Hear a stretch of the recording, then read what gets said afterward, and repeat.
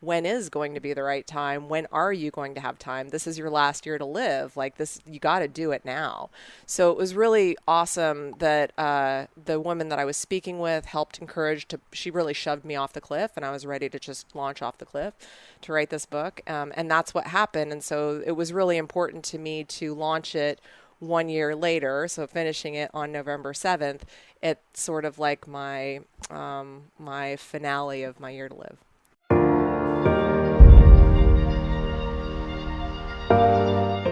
Welcome to the Invictus Mindset Podcast. Today's guest is an author, a mom, an entrepreneur, and a close personal friend, Miss Heidi Barker. Welcome to the show. Thank you. Thank you for having me. So you are our very first repeat guest. Oh my gosh, I'm so honored. This is really cool, and we connected about a year ago, which is super cool because we're coming up on the 1 year anniversary of the Invictus Mindset Podcast. Congratulations. Thank you. It's been quite the listening tour. Yes. And you are days away from the official launch of your very first book. I can't even believe it. I am so excited to kind of peel back the layers on this book a little bit with you. For those of you listening, those of you watching on YouTube, checking us out on Spotify, the book is titled Wildly You: Permission to Fail Forward into Self-Awareness and Acceptance. Check it out. It's a very cool opportunity to explore, to dive inward, to discover your truth.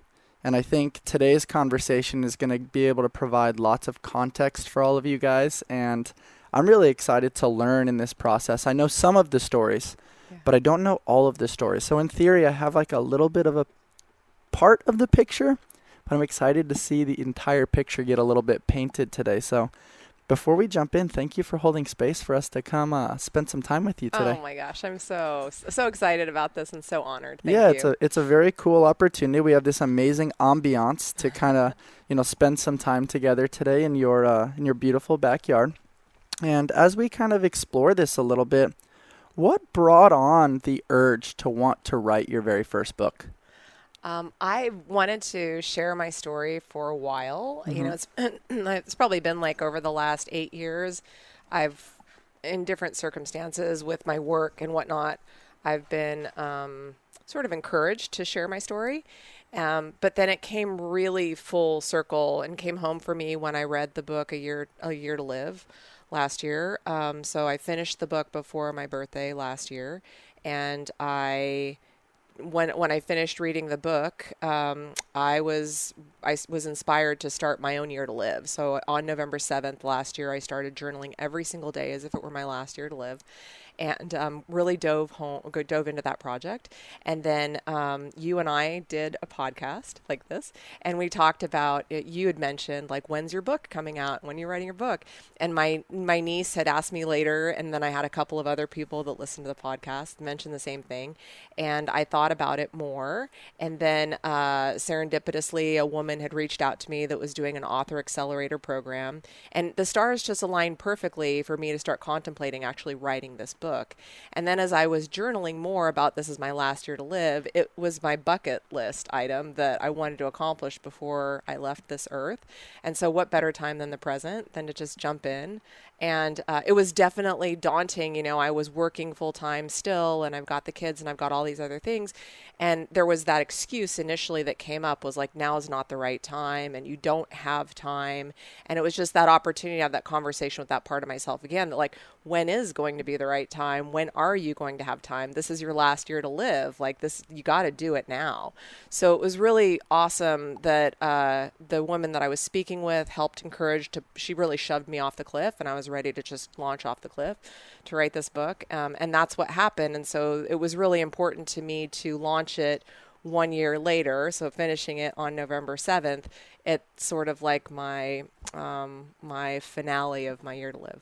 That's very cool. I think it's also really interesting to there was a common thread. Lots of people saying that after the podcast, after spending time with you, where it was like, hey, like, when's your book coming out? And like truly listening to that common thread. Like, okay, it's not just one person. These are different people and different facets of my life that are kind of saying the same thing. Maybe I should explore this a little bit. And I think the courage to do so is very, very cool. Thanks. What was it about Stephen Levine's book, A Year to Live, that really inspired you to want to have the discipline and make the time to journal every day? I think, my interactions that I personally have had with people that have passed, I write about this a little bit in my book too. There's just this moment of clarity when you lose someone, and when you go through something that raw and that powerful that you just sort of, it brings you more present into the moment than any transcendental meditation or any other practice can. You're right there feeling everything and just realizing how precious every single second and every single moment and every single day is. And I felt like if I did that exercise for a year, it would be the best way to sort of bring me into the present moment and to really get into the practice. What I wanted to get in the practice of was cherishing every single day, to really be present with my children, to be present with my patients, to be present with my life, and to not have any regrets or feel like life was just slipping by me. And that was really the goal.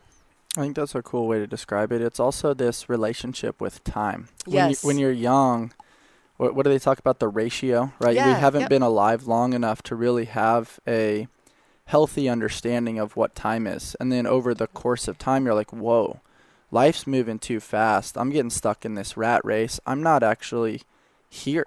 Yeah. I'm either thinking about the past, fearful of the future, and I'm not in this present moment. And I think that's a really good way to ground yourself.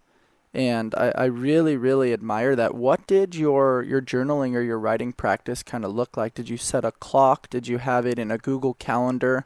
How did you maintain that level of discipline? Because it's really easy to do it in the beginning when you're excited about it. Sure. But then when the monotony of the task sets in, it's also really easy to be like, you know what, I'll save that for later. And then 1 or 2 days pass and it's hard to find that momentum again. Totally. Well, I have to be honest. I went through almost 3 months where I didn't journal at all. Wow. And the whole practice was so amazingly insightful. So I took a little black book. The best way for me was just this little black book with a pen that I had in my purse, and I just had it with me all the time.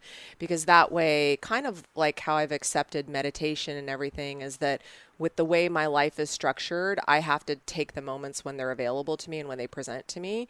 So if I would be kind of wanting to grab my phone and scroll through social media, I'm like, no, this is a time for you can use this moment to like journal in your book a little bit. So I would put that down. So it was good for that too. It helped me sort of create more balance away from distractions. But yeah, it was really insightful to be like, wow, 3 months blew by. You just lost 3 months of your life. And it's just so easy, to get caught up in the busyness of our lives or to create a busy life. And so that was really insightful too. And I wasn't harsh on myself about it. I was like, okay, so see, there you go. You had this clear intention, you were super committed, and then things happened. And that's just what happens, right? So, and then I got back in and started journaling again. And even now I'm trying to keep the habit up, but I go for a week sometimes and it doesn't happen. And part of it is just accepting that it's that easy. It's that easy to just fall asleep. It's so, to keep yourself accountable to be awake. There's glass popping. To be awake, blow your mind, right? To be awake and to be in the moment, it's, you have to commit to it. You really have to commit to it. I appreciate your honesty sharing that too. Some people would be like, oh yeah, I wrote every day for an entire year. That's great honesty. I also, I think there's a famous book or a famous quote that's out there, and it was titled Advice from, old people if you were sitting on a park bench. Yeah. And one of the pieces of advice was always keep like a journal next to your bedside or in your purse, because you never know when you're going to get thoughts at 3 o'clock in the morning. Yeah. And that thought may change the world. Yes. And I mean, look, Yay! That could potentially change the world or positively impact a large portion of the world. Yeah. And so I do think it's really cool. The other thing that I kind of gathered from what you just shared was, I think sometimes you think about like walking a line. It's one foot in front of the other. And every so often, we veer to the left or we veer to the right. And then we spend time beating ourselves up over it, right? With, I'm sticking to this diet for 90 days. And then on, day 23, I had a burrito, a pizza, and I got a ton of vanilla syrup in my coffee that day. We beat ourselves up. And I love that concept of like, hey, I fell offline for a little bit. What's the easiest way to get back online? Just get back online. Exactly. Right? I think there's that famous saying, which is like, don't be afraid to start over. Yeah. And also, every moment is an opportunity to begin again. Absolutely. And the fact that you did that with your journaling also relates to some of the amazing friendships that I think you've built within your life, which you've mentioned to me, like life gets busy. You don't always reach out to them via text or call all the time, but then when you see them, it's like you picked up right where you left off. Yeah. And that's very similar to this journaling practice that enables you to brain dump, get your thoughts out in that moment. And as we talked about last time, writing fills the gaps within your thinking. Yeah. And I think all of these stories have lived in there for a while. You've maybe shared elements of them or pieces of them, but not the full context. And now you have this amazing opportunity to share context of your story. And that leads us to, why did you write the book? What you have this blank canvas, this black book in your purse. How did you start? And what was the thought-provoking piece that really was like, all right, I'm going to put together a piece of art? Yeah. I want to share my story. This book was written, I wrote it for myself and I wrote it for my girls. That was it. And I was really clear about that throughout the whole process. There was never anything that entered into my mind about how many copies are you going to sell, who's going to read it while I was writing it. I don't care. And I still don't honestly care about any of that. I wrote the book. It was a form of catharsis for me to get clear on my beliefs about myself, my story, and how I see my story. And even in the process of writing it, there was an opportunity for more forgiveness for myself, right? And there was also an opportunity to see like, oh, this is the story that you tell yourself or that you told yourself. Does that story serve you? Or is it time to let that story go? And in what aspects do some of those childhood stories carry through even to adulthood that impact us in a negative way? In some ways it's positive, right? But just an opportunity to self-reflect and to dive into all of that was insanely cathartic. And I think every single person, I would encourage everybody to write their own story, whether you choose to publish it or not. But it's so powerful to see yourself in its entirety. And then also the really big part was kind of in this premise of a year to live, was to leave this gift for my girls so that they could have context for me, how I lived my life, the choices I made, and also understand their grandparents, because I go into the history of my mom and my dad a little bit and really understanding them, because then I can understand their patterns and why they chose to act the way that they did, and to give them compassion instead of, holding blame against them in any capacity. So there's so much opportunity for healing, I think, when we share our stories with one another. And so hopefully my girls will read it. It will give them permission to fail over and over again, and to see that I was absolutely not perfect, and that I did the best that I could, and I fell down all the time, but I always got back up. And usually I got back up better than I felt, than I was before I fell. So it was all for greater good. And and really importantly, inspired to be exactly who they feel they are, like to get into touch with who they are. And what their, I don't even want to say purpose, but just kind of who the essence of them that they are as a human being. And then to be able to share that and feel the courage to share their essence with the world. Like, that's what I want them to get out of this. That's so cool. And we've talked about it time and time again, that everybody has a story we know absolutely nothing about. Yes. You get an opportunity to share some of your story, but also I think diving into the history is really cool. Because then you understand why you are the way you are based on, some of the experiences that you had with your parents, your grandparents, and some of those tidbits. And so I think there's a lot of context that can get associated with that, because there's always this like surface level, this is what I see to the human eye. But the power of perspective shifting and understanding, like, oh, like that person's not actually making that decision because they're a bad human. They're justifying it based on all of these actions that led up until this moment. And I think it gives greater understanding.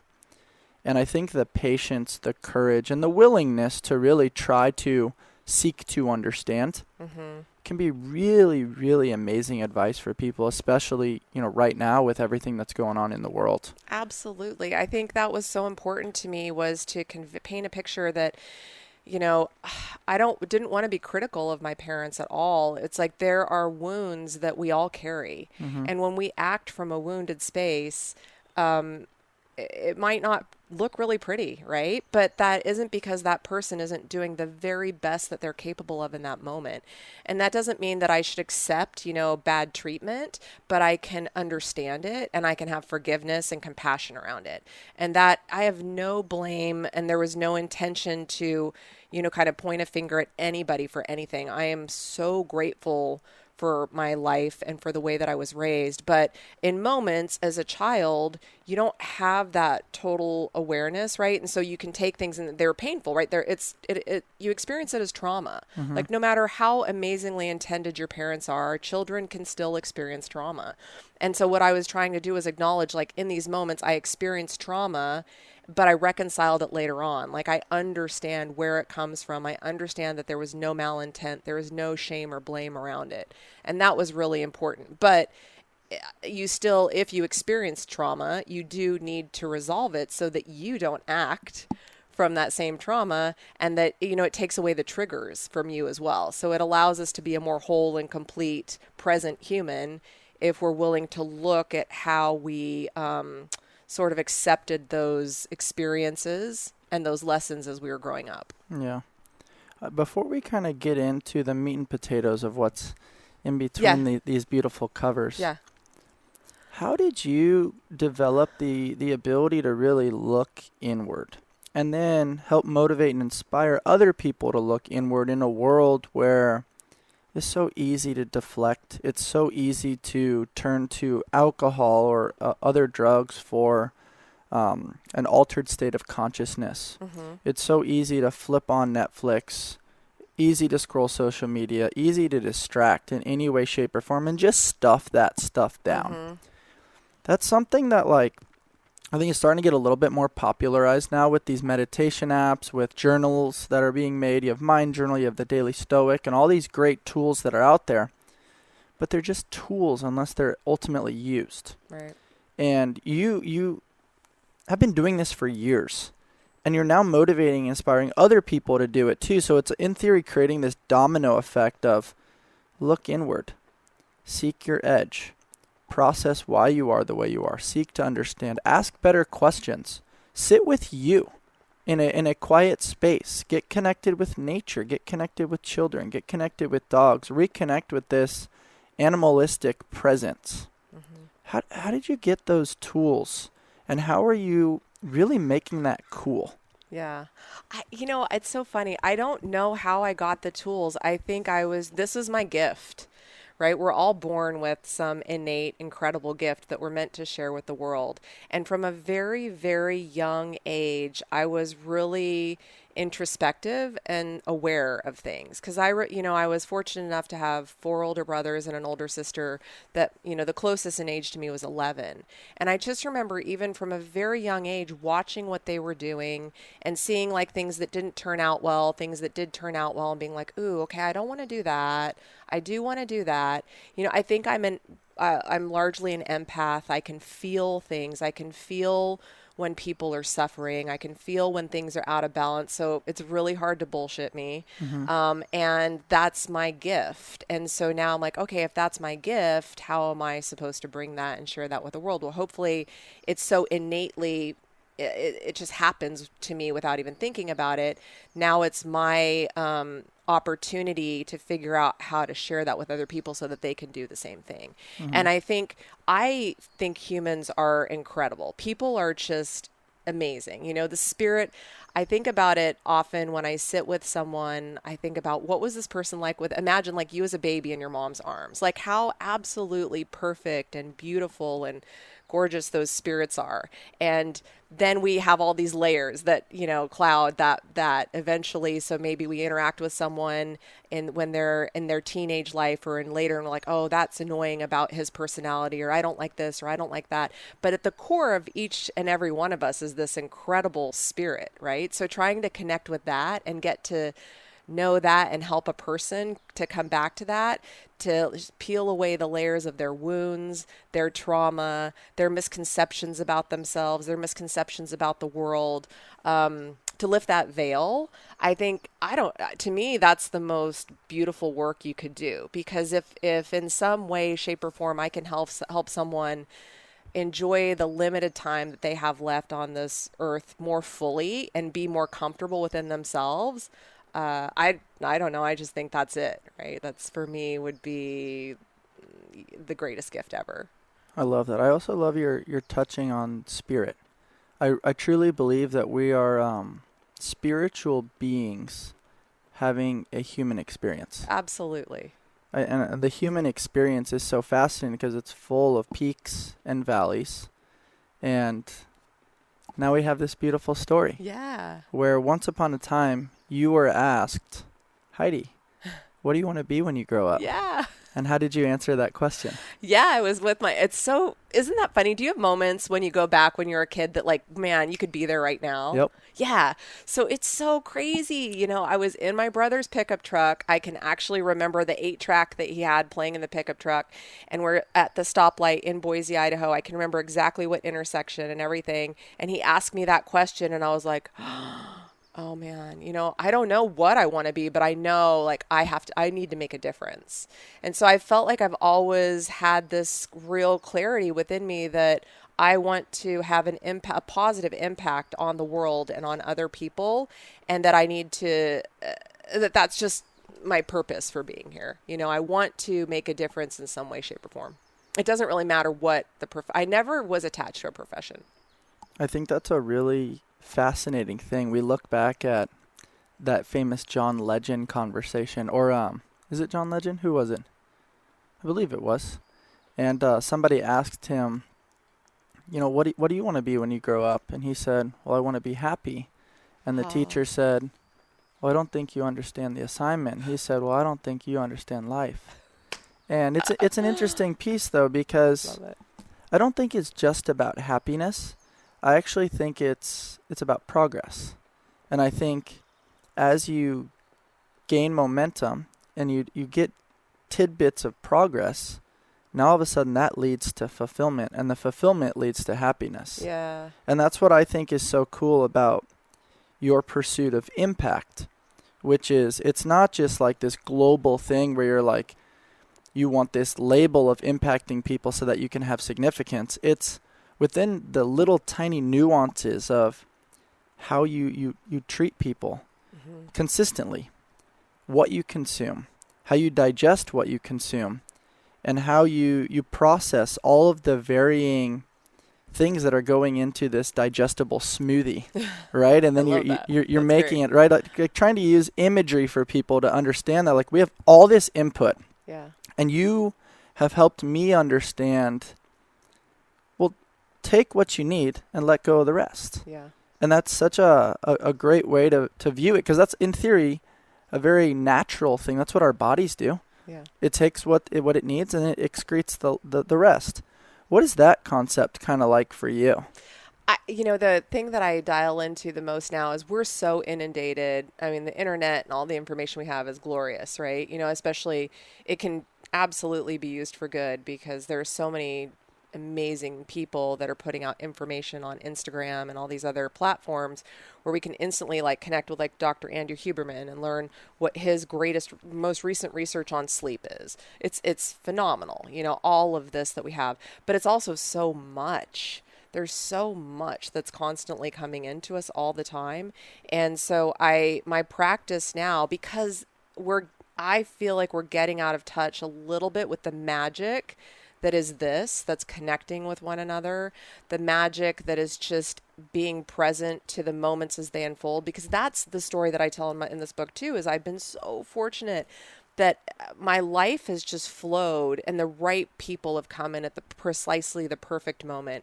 And then the next perfect adventure has unfolded. And then the next this. But if I had my head down in my phone or I was all distracted, I would have missed all of it. Right. And so I think that my getting back to your question, my practice is emptying more and letting go. So when I meditate or when I'm sitting there, I think about just emptying everything out of my head, emptying everything out of my body, letting go of the beliefs, just letting go over and over and over so that I can be open and available to the insight that wants to come in. And also what is right for me in that moment. Like, what is the universe? If it's unfolding perfectly for me, then I have to be willing to see it. But if I'm bogged down in all the information and all the inputs, then I'm going to miss my next best opportunity.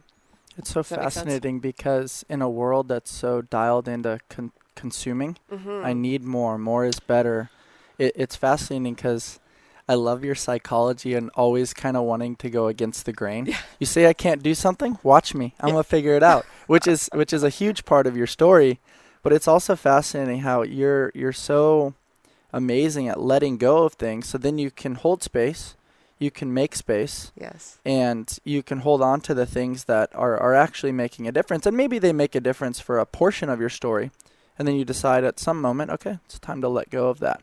For sure. And I don't want to make it sound either like, okay, this is how I struggle with all, the reason that, because I feel like I'm so maxed out or I feel like I have all this stuff. So I'm like, okay, too much, that's coming. So that has been my mantra for this last year. And I think as we come out of this pandemic back into the rat race, it's so important to remember, like, wow, remember when we really slowed down, how good that felt? Remember when we had less on our plate, how manageable that felt, instead of just jumping right back in to, the way that we were before. So that's been a learning part of that process too, to be like, okay, let go, empty, empty, empty. It's so magical. And I love what you said just now too, which is I struggle. Mm-hmm. And I think that courage to be vulnerable allows you to tell a greater truth.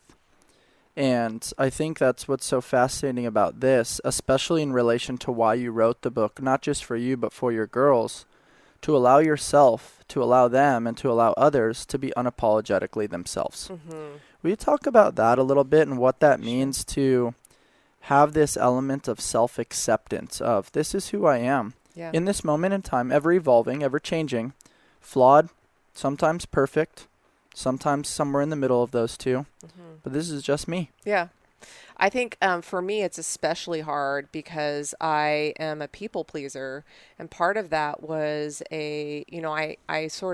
that was my survival mechanism as a child. I talk a little bit about it, but to adopt that people pleasing part of myself really enabled me to thrive and excel. The people pleaser, you think about it, the way that our education system's set up, if you're the people pleaser, you're going to be the kid in class that the teacher loves because you're easy. You're never going to go against the grain. Like, it just makes life really easy to be a people pleaser. Mm-hmm. So I think that that was a really easy mask for me to wear, and I put it on very early on.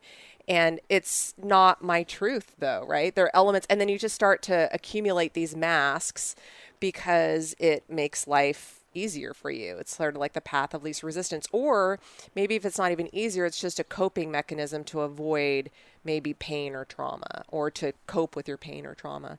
And so there's work that has to be done for me, and that's what I talk about. Like, there was definite where the awareness had to come in to be able to take the mask off, and they still exist. Oh my gosh, like I shared with you earlier when we were talking about the release of this book, I lost my mind. Like, when I very first got the book, 5 days of being extremely uncomfortable about putting myself out there and letting everybody see the good, the bad, the ugly, and in between of this struggle that I went through. So it still exists. It's still something that I'm working on. How hard I am on myself and the people pleasing, I'm still really working through that. But there's this part inside of each one of us, I think, if we're really honest, that you're going to feel out of alignment the more you're away from your truth, and you feel it, your body will tell you. You know, you'll be maybe anxious, it'll be hard to settle down, you won't feel content. Maybe you have aches and pains in your body. Like, there's so many signs that show up when we're out of alignment. And so I think that me being such a physical person, when these physical maladies come up, it's like coming back to being like, okay, body, what's going on? What do we need? What am I not being truthful with myself about? And then getting more in touch with who I am and showing up as me and being okay with it. And then there were moments as a kid that I crushed it, you know, that I was like, I don't care. I started out as a young age not caring at all what people thought about me.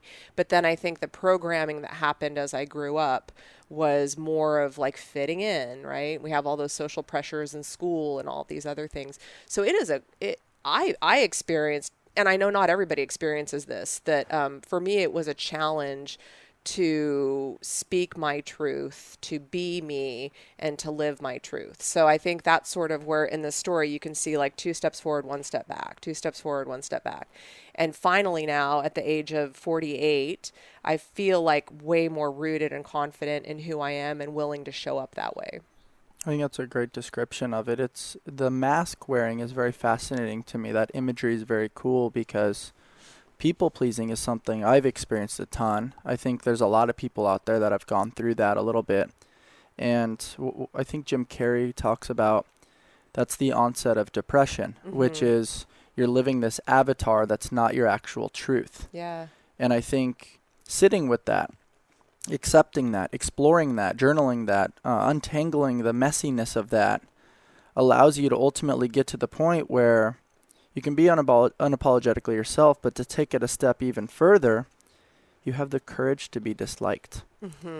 That's a book for people if they've never read that. It's something that's really, really helped me a ton because it's allowed me to establish boundaries. Yes. And I think that's something that you've done as well, where it's like, you know, in this nuanced world, there's this blur between I really care about people, I really care about the thing, but I also have to care about me. I also have to care about my family. I have to care about plugging in or filling my cup so there's things to give to others. And I think that requires you to have an uncomfortable conversation with yourself. Yes. And I think it's one thing to say, hey, the most successful people on the planet are comfortable having uncomfortable conversations with others. It's tough to have it with yourself. When you look yourself in the mirror and you're like picking yourself apart, and not just the way you look, but like your insides of like, why'd you make that choice? That wasn't smart. Like, we need to sit with that. We need to understand the why. Okay, you justified it this way, but we need to untangle that and understand, okay, you can't go back and change that, but what's the lesson here? Yeah. And how can we ensure that that never happens again? That didn't feel good. That didn't serve anybody. Totally. But in the moment, you thought it was the right thing to do. Totally. And so what is that? What was that like? Like the courage to be disliked, where it's like, I mean, even now, you see me change my body language. Like, it makes my heart race still because I'm like, ugh. Oh, I know. I'm like crossing my legs and tucking in. Yeah. Yeah, I don't know that I'm still fully there. I think, honestly, this book has been so cathartic because it's brought to the forefront for me how much of a people pleaser I have been throughout my whole life, how extremely hard I am on myself. And so I'm so grateful. Like, oh my gosh, thank you for showing me this in such a real and palpable way that I get to, you know, shift it, which is so lovely. I am working, I think my husband has provided an incredible example for me of what it's like to not care what other people think about you, in a really healthy way. So he's a fantastic example, you know, that I've been following, a woman on Instagram now who wrote the book Set Boundaries, Find Peace. Oh, because cool. all of us that are people pleasers have issues with boundaries. Well, hello, right? Because we're willing to do anything. So how could we have boundaries? So learning that, I think, is great because then I can share that with my kids too. I think that stuff is so, so important. I am not great at not caring about what people think. So that's sort of my practice right now, that I'm really in it. And what better way to practice that but then to expose your entire self for the world or whoever wants to pick it up that can say whatever they want about it. Like, I'm like, well, here we go. I'm going to feel this one through. It's so cool though. You're not just existing, you're living. Yes. You're having the human experience. You didn't just seek your edge. You jumped off the cliff and now you're swimming. Totally. And I chatted about that on our way over. We were kind of chatting a little bit, and I was talking about how it's one thing for there to be no camera, no headsets, and you and I to be sitting in the room just having a conversation. Mm-hmm. And you can kind of explore things. You can process your thoughts. It's a little bit easier.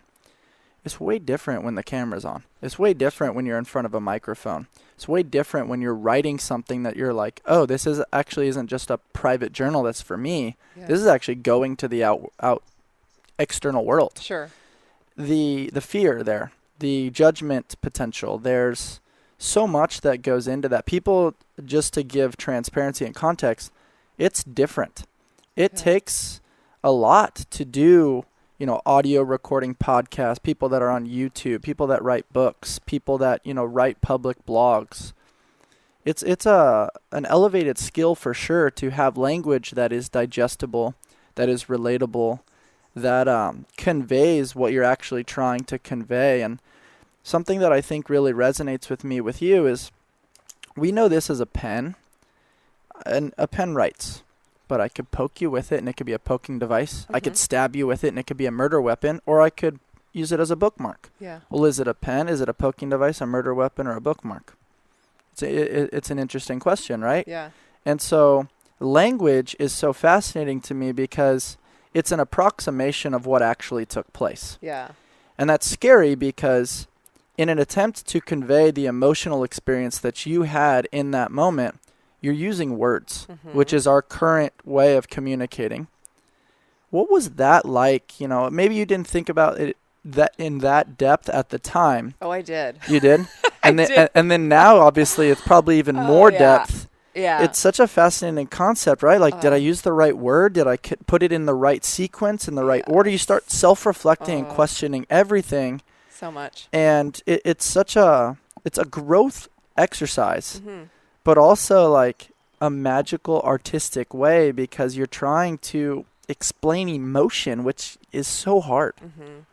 It is really hard. And then words trigger different people in different ways. And I have no way of controlling that, like there are words that I used in there. I, contemplated because I used the F-bomb a couple of times, I think maybe 3 times. And I was like, ooh, gosh, am I going to get judged by people because I did that? And, it's just so interesting. And so when you are telling your story, all you can do is use, and I think this is a life lesson. This is so great that we're talking about this, honestly. This is what our world needs to deal with right now, is everybody is telling their story from their point of view using their language that resonates with them.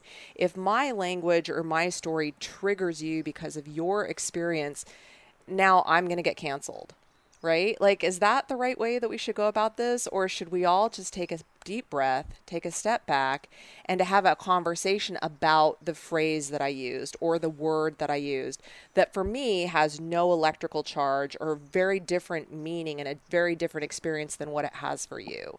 And do we come to the table and do we have a conversation about it, which gives you greater understanding of me greater understanding and appreciation and compassion for you, and maybe even gives you an opportunity to heal that trigger or have a different association with it. And now we're really living in human compassion for one another, right? So I love that phrasing, human compassion for one another. That's a cool way of phrasing it. Yeah, I mean, absolutely. We're brothers and sisters, all of us. It doesn't matter what our skin color is or any of that, and so there is an opportunity for us to come to the table and to really work to understand one another instead of becoming extremely defensive with our postures and wanting to burn the other person to the ground. It's just, that is really hard. Probably one of the hardest things for me to watch what's going on right now is that we can't just have these conversations, and it doesn't feel like the intention is really to have compassion for one another. It's to prove our rightness. Like, there's so much self-righteousness going on. So anyway, that's digressing, but I do think it's important to touch on that though, which is very relatable to your book. We keep talking about seeking to understand. We talk about greater truth and all those things. And it's like, I think we saw it on the Joe Rogan podcast a few weeks ago with Sanjay Gupta, where, I mean, if you look at it from both of their lenses, what's the goal? To heal people, to try to optimize our systems, enhance our processes and procedures, and to make sure the world is safe. Yeah. Both of them want all of those things. Absolutely. But when you look at some of the cuts, it's, painting one person one way, the other person one way. Sure. Now we have this whole conversation around ivermectin and, was that a horse pill or is it a human pill? And it's like, press pause. Okay. Let's seek to understand both of their lenses. Let's not be quick to judge. There's a commonality here, which I think is very important, and that relates to like an apartment complex. Nobody takes care of the common area because they don't take ownership over it. Sure. Right? But they're very willing to take care of their apartment. But they don't take care of the other person's apartment. But maybe if you took care of the common area, it actually takes care of the other person's apartment a little bit too. So it's like, I don't know, leaning into that a little bit where it's like, I love books, I love podcasts, I love all those things. Because if you actually go long form and watch the whole thing or read the whole thing, you gain insight and understanding that you're like, oh, wow, that person's actually not an asshole. I understand them now a little bit better. But I think in this world of clickbait and data analytics and trying to get more subscribers and all of that, it's like people are only reading the titles of articles, which can really skew the brain. They're only listening to just quick clips, on TikTok or Instagram and some of those things. It's like, use it as a grain of salt, like see it, but then also like explore a little bit before you're just quick to judge, because you're only seeing or consuming part of something.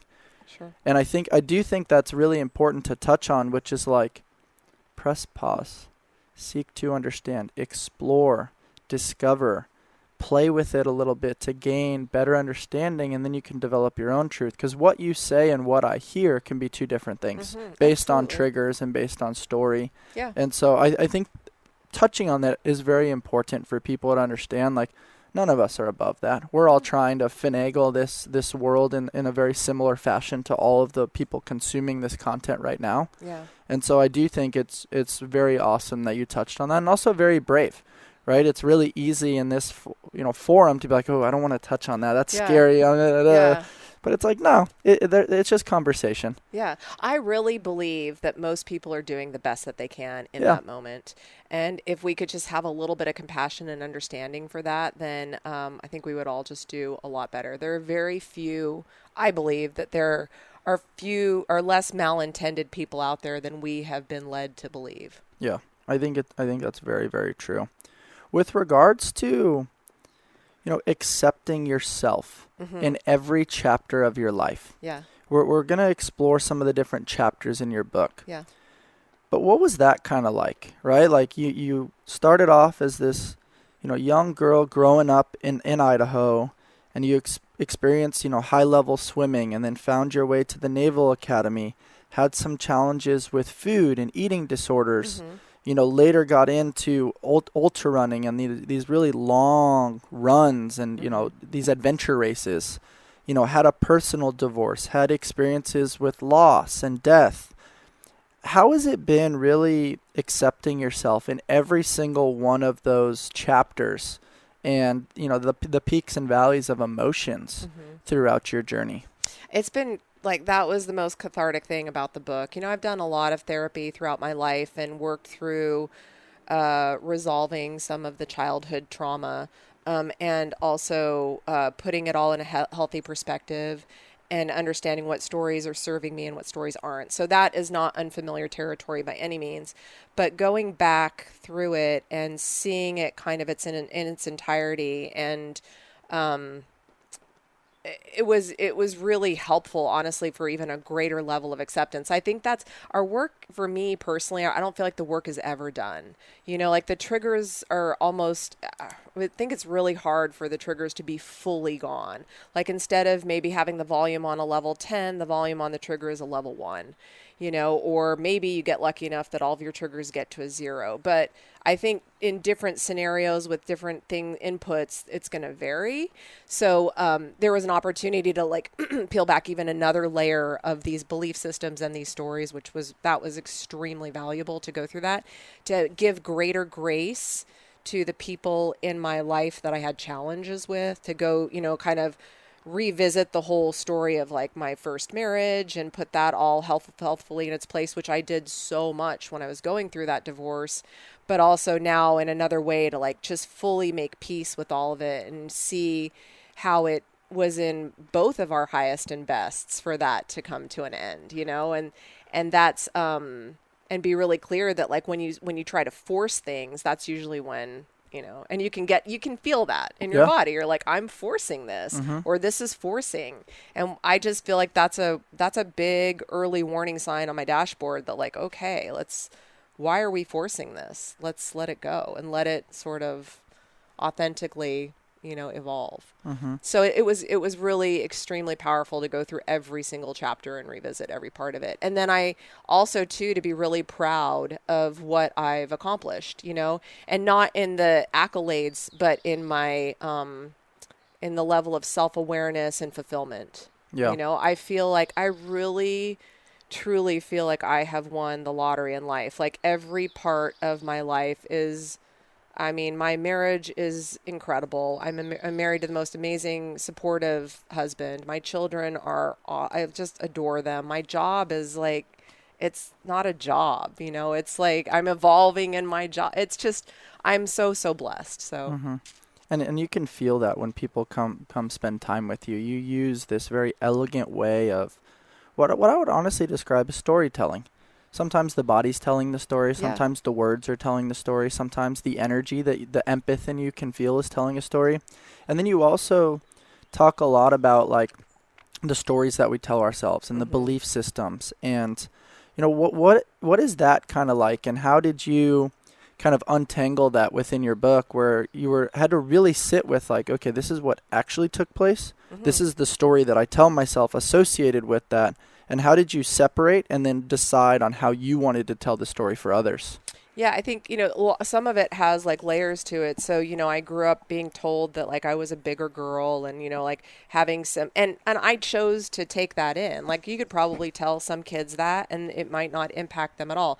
So this whole nature versus nurture thing is fascinating too. How much of that is just like my lesson to learn in this life. So maybe that's why it really triggered me. My parents had no idea that when I was that young, that I was going to take some of these things and really hang on to them, and why do children do that? Like, why do we do that? I think part of that is maybe just our internal, like that's what we're meant to learn this lifetime, to work through that and to resolve it. And so for me, it was like the size, and then when my dad used to call me his little Clydesdale, like that was another layer of it. And then when I was in high school and, I had all these beautiful girlfriends that all got asked to dances that I didn't get asked to, that was like another layer of it. Instead of going back and being like, wow, maybe because of how successful you were with your life and everything you had going on, maybe you're kind of intimidating. And it's so funny to me. Like some people describe me as an intimidating person. I'm like, what? I don't feel like, but that's a cool perspective to have, right? So it allows me to sort of reframe the story and go back and be like, well, that was I don't even know why I decided I was going to really hold on to that or why that bothered me so much. And it's not really my place to know that. It's not serving me, right? Like that story is getting in my way of how I'm interacting with other individuals. So how about if I just let that go, And it's not that simple, right? Because we have to have the introspection to see the story, to be clear about it. And then I think, my mom coming into the country and all of the struggles that she did to show me that you can absolutely do or be anything you want to be. And America's so incredible for that. We can do and be whatever we want to be in this incredible country. It's glorious. And so then you have to be like, well, if I'm not achieving what I want to achieve, or, I'm not I'm not manifesting the relationship that I want, where am I? Why is that not happening? What am I not doing that is keeping that from being available to me? What about my personality or my belief systems? You know, I had like abandonment issues. So if you go into a relationship with an abandonment issue, you're going to manifest some pretty gnarly scenarios. And that's my issue, right? But I can blame it on you. Like, oh, we had that conversation. You walked away from me. You know, like that's because I'm looking, and I'm kind of going around in circles with this, but it goes back to that reticular activation system, that what you obsess about and what you focus on is what you're going to see.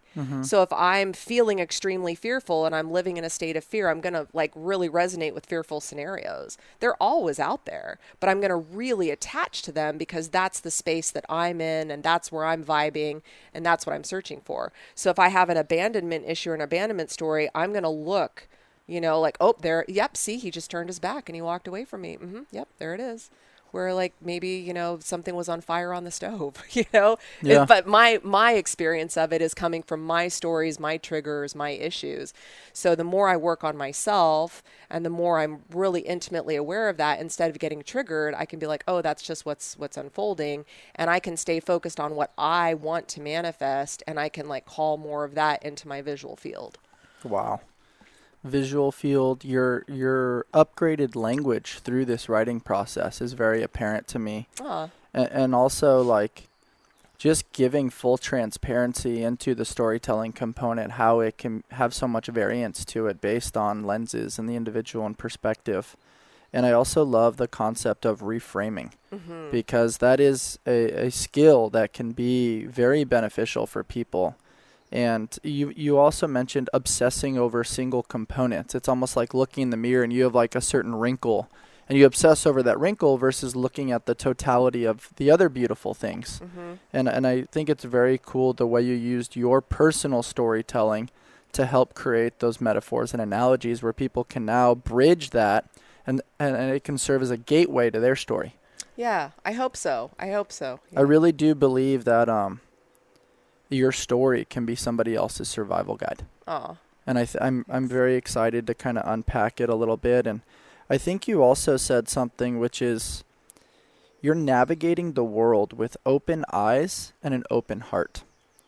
That also leads to potential, you know, breaking of the heart. When you live with your heart and you put your heart on your sleeve in that way, with so much love that you put out into the world, how do you do that with so much passion and courage, knowing that you can potentially get hurt too? I think that learning to not take anything personally, you know, that's the biggest thing, is nothing is personal. Nothing. You know, even with our parents or with our siblings, everybody, again, if we can really understand that people are operating from their own limiting beliefs, their own stories, their own traumas and things like that, that when they behave in a way that doesn't feel loving towards us, having compassion for them instead of taking it personally has been a really powerful way for me to manage that. That's very cool. You also talk a lot about visualization. And that's something you've done a lot with our Invictus athlete community. It's something that has served very well with this podcast. Like when I'm sitting at home kind of going through my notes and processes and procedures, I'm using imagery to kind of relate myself to you and connect with you and other guests that I've been able to connect with. And I love the way you described visualization and mental rehearsal as your drug of choice. Yes. Can you elaborate on that a little bit? Yeah, for sure. I get scared just like anybody else does. I have lots of negative self-talk, like that'll come up. And then I remind myself that like I'm in control, like my mind doesn't control me. I'm not my thoughts. Like, and that's like usually how I stop it, is I'm like, hey, you know, you are not your thoughts, Heidi. This is just old stuff. And then I really emphasize, like, what do you want? Well, how do you want this to unfold? Not that I can control it, but I can at least dream it. Why, right? Like, why not dream as big as we possibly can? So even with the launch of this book, like when I got, Brene Brown talks about when she did her vulnerability TED talk and her shame talk, that I think she like stayed in her house for a week after she did it because she had this horrific vulnerability hangover. And that's when she found the Man in the Arena poem, and that really, so that's what we're all trying to do, right? We're all trying to be the man in the arena or the woman in the arena. But I remember hearing that and being like, gosh, why would she feel so bad after she just did something so amazing? Like, that's so crazy to me. And then, no kidding, like hours after I had this book in my hand, I read through it, I was like, oh my gosh, Brene, I feel you. I totally feel you. It was so intense. But then it was like, okay, Heidi, here is your opportunity to practice what you preach. Stop focusing on what you don't want and all of this, like, I basically got hijacked by my thoughts. And so like, okay, stop. That's and then I'm like, how do you want this experience to unfold? Why did you write this book? You wrote it for you. You wrote it for your kids. Who cares about any of that other stuff? And if there's even just one single person out there that gets benefit from it, like, it was completely worth it. So what do I want? I want this book to open conversations with one another. I want people to have permission to have discussions about some of these uncomfortable topics, whether it was childhood wounds, trauma, or belief systems that they have about themselves, eating disorders. Like, there's a whole litany of things that, great, now maybe we can come to the table and have safer conversations with it, or identify like, oh, someone who I think is extremely successful or has got this really lovely life, well, it wasn't just this, paved pathway all the way there. And that there's a lot of work that I did to get to where I am right now, a lot of internal work. So I think that's a cool description of it for sure. And you've done such a cool thing with regards to like the analogy that I have in my head and the visualization that I have. Is if we're sitting at a dinner table and we're all enjoying a meal, like oftentimes it's like, hey, how was your day? Mm-hmm. And it's like, oh, this happened or that happened. And it's kind of like this surface level conversation. And you've helped people really like have permission to be like, no, let's actually talk about your bag of rocks. Yeah. And the bag of rocks is just like such a cool analogy to me where, I'll let you describe it. I don't want to bastardize it. No, it's totally fine. I think I took it from somewhere. I'd read it in a Buddhist thing, but it was that, we all come into this lifetime with a bag of rocks or, our baggage, however you want to call it. And that you can't take a rock out of my bag and I can't take a rock out of yours. And I think this comes back to like, even what I was talking about as children, why are we triggered in certain ways about certain things? Why do we hold on? Each of us has like this thing that maybe we hold on to where it doesn't really make sense, And I think that's our rock. And that's one of our rocks that we get to work on, self-doubt. I think most of us get a rock of self-doubt that we get to, I can't take your self-doubt out of your bag, no matter how many conversations or how amazing I tell you that you are. You have to be willing to grab that self-doubt rock and unload it. So all I can do is be someone to lean on while you walk with your rocks, or maybe to give you the courage to finally throw that rock out of your pack. That's so amazing. I really took that analogy to heart where, in the process of drawing boundaries, I think in the past I was like, oh yeah, I can carry other people's rocks for them.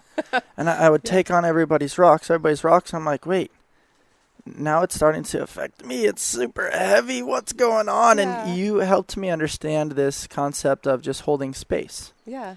And not just holding space for others, but holding space for you. And I think that's a really cool way to describe it. And the bag of rocks is cool because you realize that you can hold on to some, you can let go of others. And I think that process is not just balance like people talk about, but it's this harmonizing between like, oh, this rock goes nice with this rock. And like this kind of works and flows and creates a nice little like seamless transition between the different hats that we wear in our lives. Sure. Yeah. That's really, really cool. Thanks. I'm really excited now. We're going to dive into some of the different chapters within your book. Okay. But before we do, you had a very cool Instagram post around the concept of presence. And you related it to the late Colin Powell and how he really made you feel in your, I think it was like an internship when you were kind of spending some time. Yep. And you talked about how he really made a few precious moments really feel like he was consciously present with you to really impact your life forever. Yeah. And will you kind of elaborate on that a little bit? Absolutely. Yeah, and it's not just me. I think that's what's so beautiful. If you look at the posts that have been put out there since he's passed away, so many people are like, wow, this man, no matter what was going on, and there are people that have reached out to me and shared stories with me about these in passing, where he actually stopped and took the time to connect with these individuals about something. It was something really magical and amazing about his leadership in general. And there was another man that I worked with on an aircraft carrier at one point. Same thing, extremely busy individual, but took the time. It felt like the whole world stopped and that you mattered. You know what? That's what it really is. It's like, oh my gosh, I actually matter. Wow, to this man he's the chairman of the Joint Chiefs of Staff. He's got all this stuff going around, all these people milling about him. And he is taking these 5 minutes to be completely present and invested in me and asking me about me. And like what I want to do. It really impacted me. I was like, wow, I want to emulate that. That feels amazing to be on the receiving end. So how can I, when I'm sitting with my patients or when I'm interacting with people, how can I, take that on board and pay that lesson forward? I really, really think that's an important lesson. People don't get anything else from our conversation today. Presence, I think, is so valuable. And not just sharing that people matter, but trying to allow them to be understood. Like taking it even a layer deeper where, maybe you don't exactly understand what they're going through, but you hold that space, as you mentioned, to be like, okay, let me seek to understand what you're going through and ask better questions. I think there's a lot there that people can integrate into their own lives to upgrade their personal operating systems. Yeah, absolutely. All right, let's do this. Okay. So your very first, before you get into like the brain and the headspace a little bit, you had this amazing introduction. And within that introduction, you talk a lot about your underdog style mentality. You talk about your young addiction to wanting to prove people wrong. You talk a little bit about like proving your self-worth to yourself and being enough. What was it like kind of putting together that introduction to try to summarize something that has so many facets to it? What was that like? It was tough. What was really helpful is when I was putting this whole thing together, I sat with Sheree, who helped me put the book together, Sheree Trask, and she just let me talk. She's like, tell me your story. So for almost 2 hours, I just talked. She took notes and then came up with this sort of way to, organize the thoughts in a way that that would be impactful, but also in a way that it makes sense. So that was a big part of it. She was really helpful with organizing the whole thought process and laying it out for me. And then I just followed the outline and tried to stay like clean and true to that as I wrote about it. That's really, really cool. What are your thoughts on being enough? Oh, I'm being it's enough. Something we all struggle with. Yeah. And, trying to be enough for our significant others, trying to be enough in our occupations, trying to be enough for the world, trying to be enough for ourselves. And, in certain facets in our life, we have a greater bandwidth in certain elements of our life. So there's this constant comparison, not just against others, but against our former selves, this fear of not living up to who we could be. I've spoken to a lot of high performers, and some of their biggest fears are sitting on a park bench when they're older saying, man, like, I'm not the person I thought I was going to be. Like, what is that thought process around being enough kind of like? I think it's just like, it's living in comparison to what we think we should be. It's living in comparison to what other people are doing. What is enough? When do we ever have enough? Like if it's a bank account, are we ever going to feel like we have enough money? I think, are we ever going to feel like we have enough, we've done enough, we've been enough?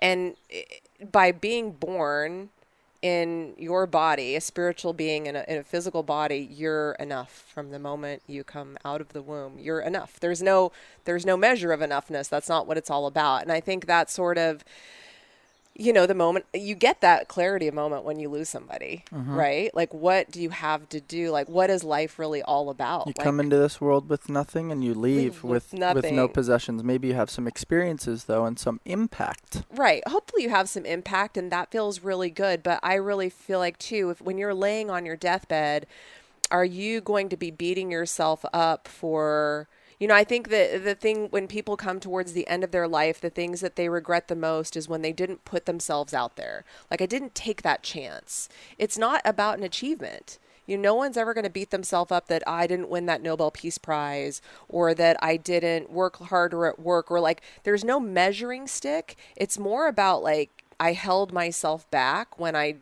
knew I didn't want to.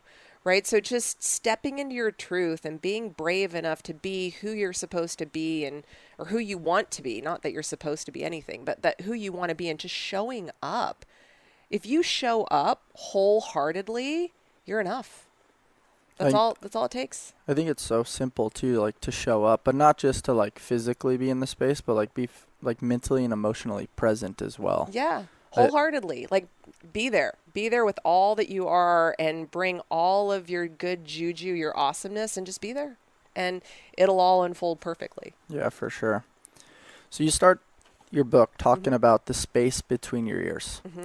That's your headspace. That's your mindset. That's your storytelling. That's, things that have kind of Velcroed to you in some capacities. Why did you decide to start the book there? And what are some of the stories that come to mind when I mention the space between your ears? I just think it was really interesting that from such an early age, I've been so introspective and aware that our thoughts matter, and that at such an early age, I was really excited about visualization. I knew the impact and power of visualization, practiced it at an early age. And really have always and still do believe that the space between our ears is our failure and our success. It's a really cool way to describe it. You mentioned briefly earlier that your father referred to you as his little Clydesdale. Yep. What was the storytelling associated with that little phrasing right there? Yeah, I was always like the stocky one, the big, thick, stocky one. So I taught, like my dad used to, he was so proud that I was like this really strong, stocky girl. And so he would have me make myself really heavy. He's like, okay, make fists like right by your sides and make yourself as heavy as you can. And then he'd try to lift me up, like he'd put his hands, and he was a really strong guy. He was a boxer. And then he would invite his friends like, oh, try to lift her up. Like, you're not going to be able to lift her up. She's so heavy. And, it just, the story around that, again, just was another layer of like not being a cute girl, not being, it's just that. Like, it sort of, I allowed it to damage what I thought about myself as being like attractive or a girl or things like that.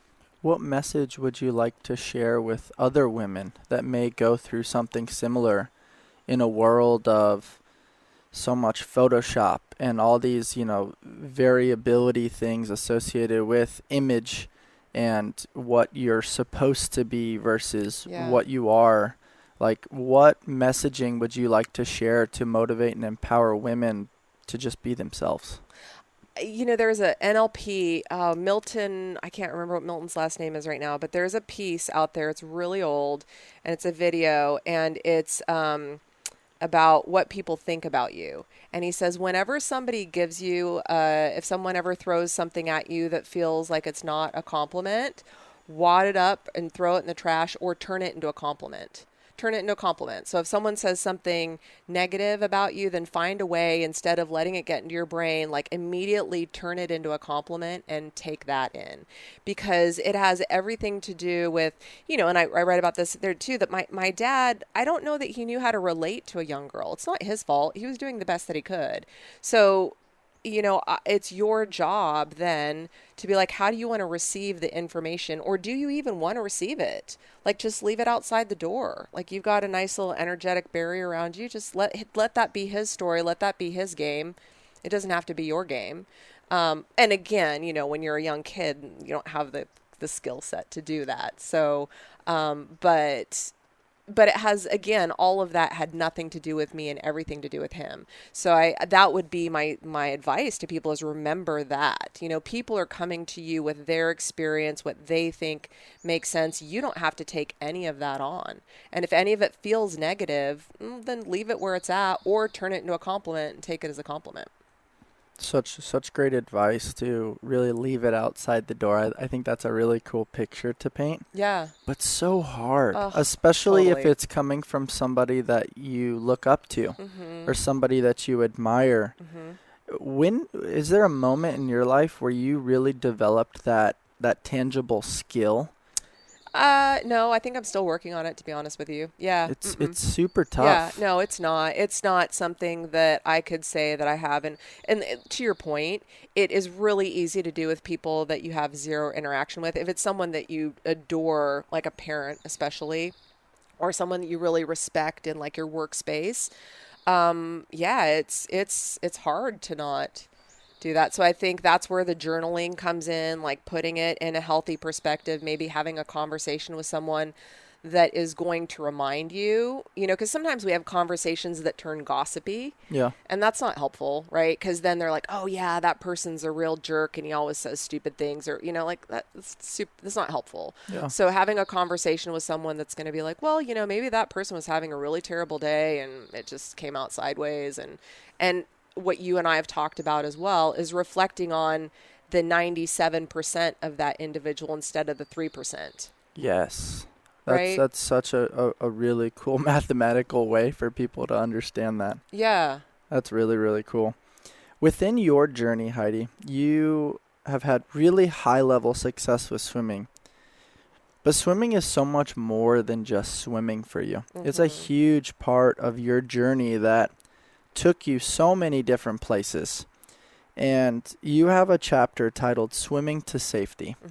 And there's a lot to unpack there. For people that listen to our very first podcast, they can understand you a little bit more based on an experience that you went through as a very young girl, driving to a really far event, deciding, I can't swim today, and then coming home and finding out something that you had to sit with for a very long time. Would you mind elaborating on that a little bit? You mean the story? Elaborating on the story a little bit? Yeah, I that was trauma, 100%.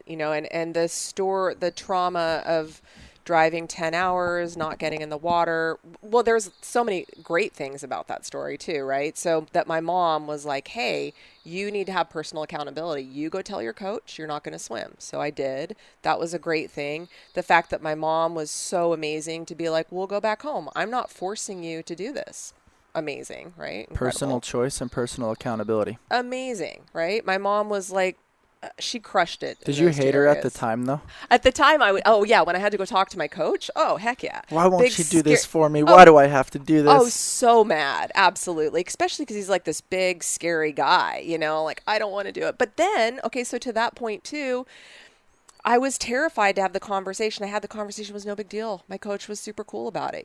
So again, our head always creates this scenario, and even I'll digress a little bit. So there are parts that I wrote in this book that I'm like, oh my gosh, is my mom, I don't want to hurt her feelings. I was really worried about how putting my truth out there was going to potentially impact my mom if I told this story really truthfully.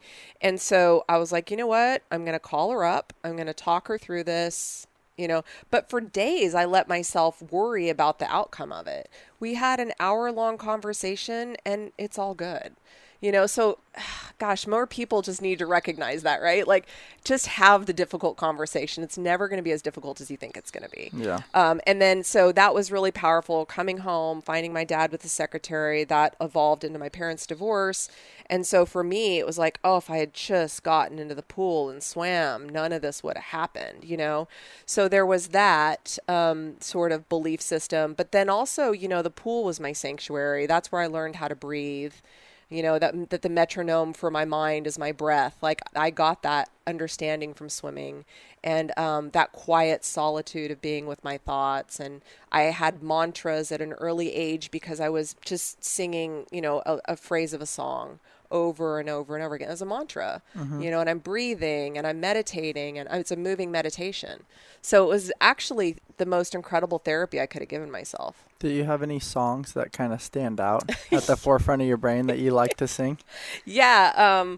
Gosh, you know, it's so funny. I'm terrible with titles for songs, but Live has a really great song about getting into the water. And it's like, put your head in the water, put your soul in the water. And so that whole... I listen to that a lot. I make my kids listen to it too now, because I'm like, oh, this is such a great, it's my favorite hype song. That's so cool. And then, ain't no one gonna break my pride. Ain't no one gonna slow me down. Whoa. Yeah. That's like, wow, look at you go. Again. Yeah. Very cool. Yep. Why the title Swimming to Safety? Because that was my safe place. So I felt like when my parents were going through their divorce, not that my mom wasn't, again, incredibly awesome, but she was struggling emotionally, and it was hard. You know, she's all on her own. My dad was not great to her in the divorce, and she felt very isolated and alone, no family. She's in the United States all by herself, right? And then my dad has got that thing going on, and I'm in the middle where I really want to have a relationship with my dad. Like, he's my dad, and I feel like I want to have this relationship with him, and I tried to manifest it. And every time I'd come home crying, like, it, you know, he watched football and just so much pain. And my mom, seeing my pain, would get so mad, right, that this is happening. And then instead of just grabbing me and pulling me in and being like, hey, I'm so sorry, this sucks, you know, would be like, why do you go? Why are you doing that? Like, that, you know what's going to happen. And so again, you know, my little brain in that situation, I take the story of like, it's not safe anywhere. Like, it's not really safe to have these, to share my pain. So I could share my pain in the pool. And that was how, you know, I would like work it out. Wow. I really appreciate you sharing that. It's also really fascinating because in that moment, your mom's knee-jerk reaction is coming from a loving place. She's trying to fix the pain. Of course. But in reality, what you needed in that moment was somebody to hold space for you. Mm-hmm. Somebody to give you a hug. Yes. Somebody just to say, hey, I don't know what to do to fix this, but I'm going to sit with you. Yeah. And you can go live your life, but just know that I'm here. Yes. And that's such a great lesson for people that are maybe co-piloting with somebody that's grieving or going through some sort of trauma, to remind people that, like, hey, you don't necessarily need to solve it. Mm-hmm. You just need to be present. You need to be there and, you know, just available, I think, is a cool way to describe it as well. Yeah, it's almost like if you cut yourself, like let's say you wounded yourself, you had this big slice open, and then someone was like, well, why did you grab the knife and why did you bump into that? And like, you know, getting so angry with you for, instead of being like, let's put salve on it. Let me hold it for you. Let's ease your pain, because you're in pain, right? And I can see your pain, and the only way I can ease your pain is to hold space for you. I can't take it away. I can't do anything. I can hold space for you to allow you to process the pain that you're going through. And I think even as a parent, it's a really good reminder too, because when our kids throw tantrums or they're just maxed out, you know, it triggers stuff in us, because we're like, oh, either it's reflecting on me poorly as a parent, or we get into our own stuff, right? Instead of just being like, let me just hold space for this child to process the emotions that they're experiencing. I can't help but think of this in this moment where we've talked a lot about triggers. Mm-hmm. And I'm over here looking at the sauna and the ice tub. And what's so fascinating about both of those things is those are triggers. Uh-huh. Those are triggers of stress responses. And I love those as metaphors to exactly what you're saying right now, because insane heat or insane cold, you're inevitably going to start behaving a certain way. I know for me in my sauna practice, when it starts getting hot, I start getting fidgety. I start trying to play with various forms of box breathing.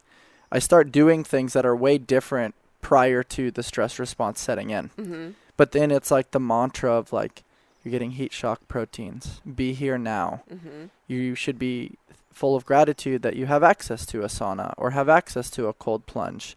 Rely on your breath. Mm-hmm. And all these varying things that kind of serve you in that moment, because a child having a tantrum or, you know, a challenge with a coworker or somebody cutting you off in traffic, in theory, is a stress response. Mm-hmm.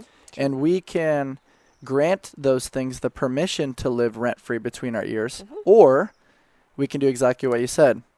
Hi, I acknowledge your existence, but you're actually going to stay outside. Yeah. You're not allowed in here. Yeah. And I think this conversation and, the thought-provoking that's coming from, talking about your book really reminds me about that little contrast over there, which is very cool. Yeah, I love that stuff. I think it's so important, and writing this book was so timely because it's the most uncomfortable I've been in over a decade. And that is so good. That's the other part that I had to remind myself of.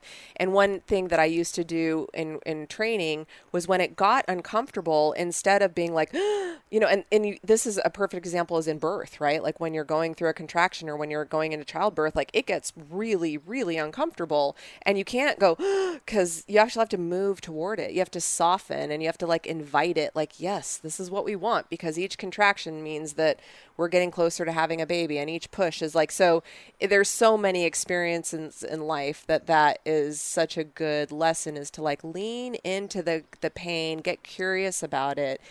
Justin Nahama shared this really great one with me, mental-wise, which I'll share with you too, because I've used it a lot now, is try to think what your next thought is going to be. Like if you want to clear your mental space, like think about what your next thought is. It's impossible, but it sort of kind of confuses your brain.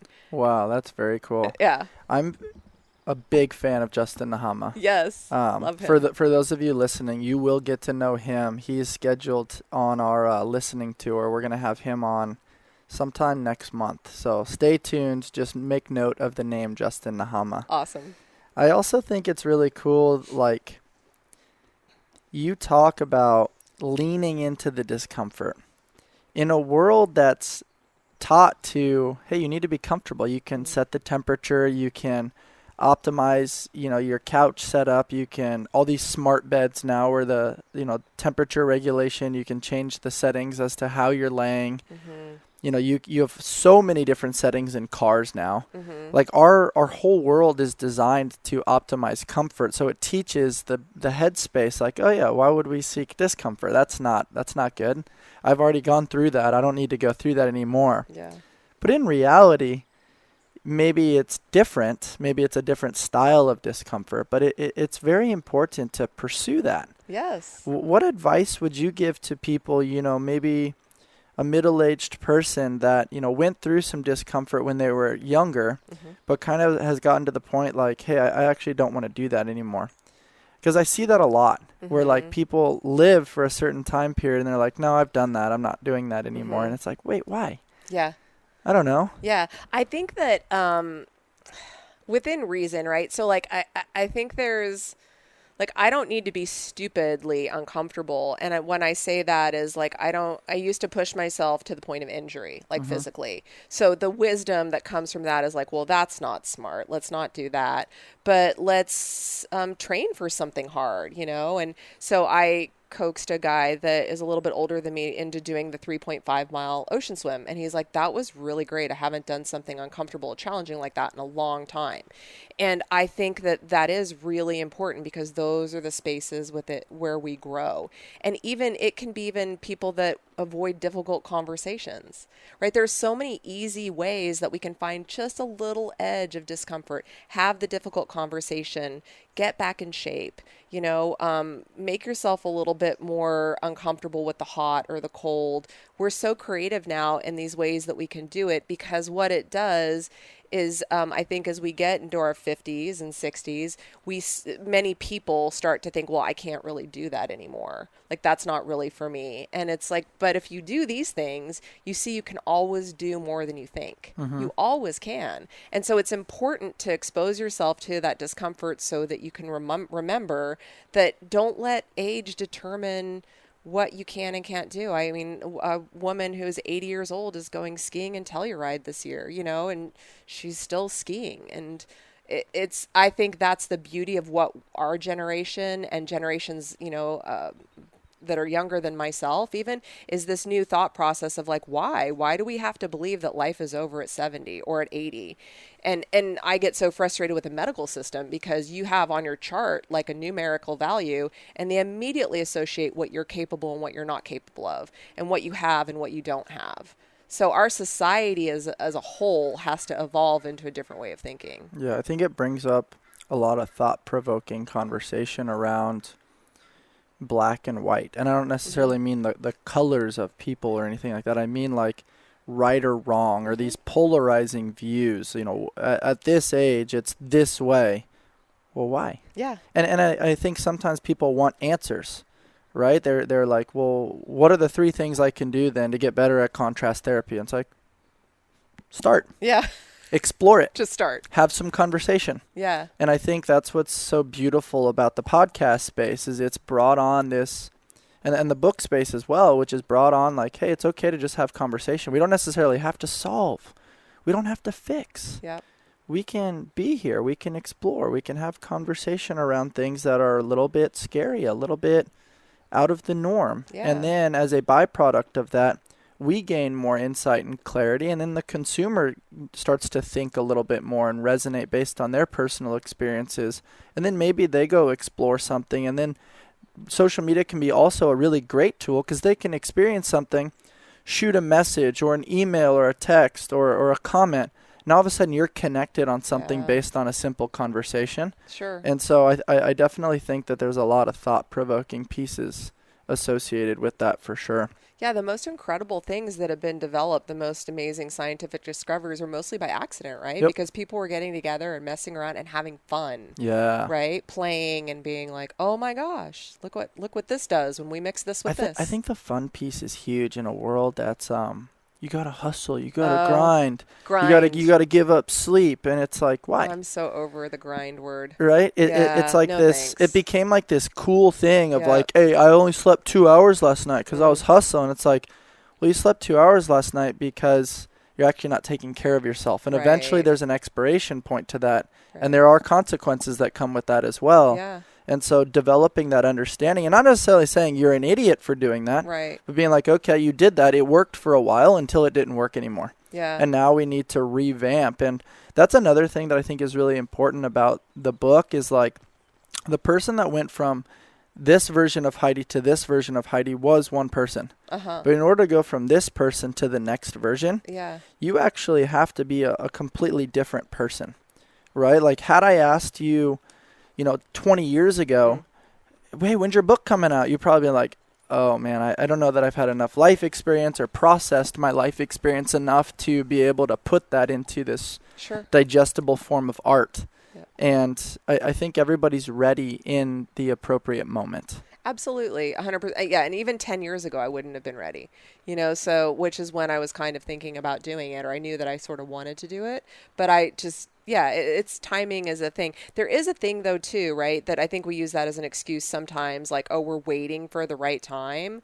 You have to be really honest with yourself, too. Like, are you really waiting for the right time, or are you just too afraid to do it? That's so funny. I was literally going to play devil's advocate with you right when you were done, like, well, there's not really a right time ever. Yes. And so I think you described that too, where like, when you had that 3-month hiatus during your journaling, piece, it was like, all right, I just got to get back on the horse. Here we go. Yeah. And that kind of leads us to the next chapter where you wrote, if you were a horse, we would shoot you. What was that all about? That was when is captivating, that title. I know. So it's funny. It's such a pivotal moment that, I share it with that story with so many people. So when I was competing in the naval pentathlon, I came down off of an obstacle and I tore my ACL. I came down from 5 feet, landed and pivoted in a way that my femur smashed into my tibia. So I had a nasty bone contusion. I tore through my meniscus and I ruptured my ACL all in one blow. Like the whole thing, just really messy. And when I went to the PT at the SEAL teams, that was the response. Like, if you were a horse, we would shoot you. That was what he said. Like, you're done. It's finished. And luckily, I had some guys that were around me that said, hey, I've got this really great martial arts practitioner that does acupuncture. You should try it. And I'm like, I'll try anything. And that guy was, right time, right place, healer, and taught me so much about my body, my biomechanics, and helped me heal myself. So that was the entry point into acupuncture and everything that I'm doing now. So. Wow. And what does like this concept of healing kind of mean to you? Well, that was the cool thing. That was my first experience with him of like, wow, healing isn't just about this knee, right? Like, what's the emotional component going on with that, and within me in general, and how settled and in tuned am I with my body? How much of it is compensatory patterns from other things? Like, I was a swimmer, so I was quad dominant. Let's work on your glutes. Let's get like whole body wellness. Oh, now I'm sleeping better. I have less stress. My cortisol levels are lower. Like, starting to understand this whole microcosm of me for the first time. And then there's that spiritual component too of like, oh, well, what do I really want? You know, that all these things started evolving as I started listening more to my body and I started getting more in tune with myself. So it was a gateway of just everything started rushing in. The way you described that is so powerful because oftentimes injuries are this huge setback. Oh, yes. Right? It changes your whole life. Mm-hmm. Changes your mindset, changes thought patterns. There's all kinds of emotional roller coasters that come with injury, but I also think that it's cool because like that one setback helped you listen to all these other things. And we've talked about listening before where it's like listening to not just one portion of your body, but all the different facets of this lifestyle design component. Sleep, food, relationships. What are we consuming with regards to reading? What are we watching? Who are we spending time with? Right? I mean, they talk about you're the average of the 5 people you spend the most time with. And if you're spending time with people that drain your energy, I mean, that can be a component of being detrimental to your health as well. Totally. And then even in the rehab process, what was so fascinating, right, was like, okay, I did end up ultimately, like many years later, getting some surgery and then reestablishing that, like, you know, you have these conversations with your body about how your body let you down. You know, like, I think we automatically all go there. Like, oh, man, I failed myself or my body failed me. And so you can start to have anger towards that part of your body. And that's detrimental in and of itself. And then that first time that I was a single leg hop on that knee that I almost just called it my bad knee. It's not my bad knee. It's not. But right, like that languaging. Yep. And then hopping on that leg, trusting that it's going to support me and hold me when I do that hop. Like, well, what's my issue with trust in general? Like, why don't I trust my body? Why don't I trust that the surgery was successful? Why don't I? So it's so cool. The body is such an awesome laboratory for us to explore our belief systems and how we handle things and where we are emotionally. It's this beautiful, it's a lab. I love it. I think describing it as a lab is great. Understanding it's all an experiment is great. But also, like, the body keeps the score. And that doesn't necessarily mean good or bad. It just means data. Yes. And if we're overusing something or we have, like you mentioned, compensatory mechanisms based on how we move or how we sit, how we communicate, I think there's a lot to explore and understand, oh, that's behaving, you know, potentially dysfunctionally because of X, Y, and Z. Yes. If I can fix the root cause, now I can potentially fix the issue or at least better understand the issue to be on a better path than the path that I'm on now. Right. That's very, very cool. What was your relationship like with your friend Claire? We have so many relationships in our lives, but there's always a select few that really stand out at the forefront of our brain. And you chose to write about her, and she had a very special piece within your story. Yeah, she did. I mean, Claire is another like pivotal catalyst in my life, right? So I can't really explain what it was like meeting her. It was just like kismet. It's like I knew from the moment I met her, I was like, wow, there's something here. This girl's really special. And that was the very first day that we did our introduction day at acupuncture school.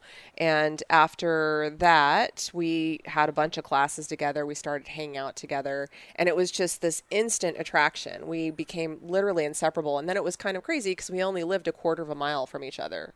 That just worked out that way. We got dogs at the same time. It's a lot of synergy and irony there. Yes. Right? That's super cool. Yeah. And her husband was not around very much when I very first met her because he was deployed. He was a Navy SEAL. And so we just had this really beautiful opportunity to bond. My husband was in a school program working. And, yeah, it just really, I feel like we lived a lifetime in a very short period of time. We got to have 4 years of friendship, and I swear it feels like I've known her my whole life. So yeah, really, really, really tight, amazing person. We'd planned mapped our whole lives out together. That she was so sure that I was going to have children. She was not. I was like, I don't want to have kids. But she's like, I'm going to be the best aunt. You're going to have kids. It's going to be amazing. We're going to have a practice together. It's just incredible. And we had started a massage practice together. So we were both doing massage together while we were going through school and everything. But yeah, unfortunately, she got diagnosed with lung cancer. And it was really unfortunate because during the really terrible fires here in San Diego, and so a lot of doctors just wrote her off as like having asthma.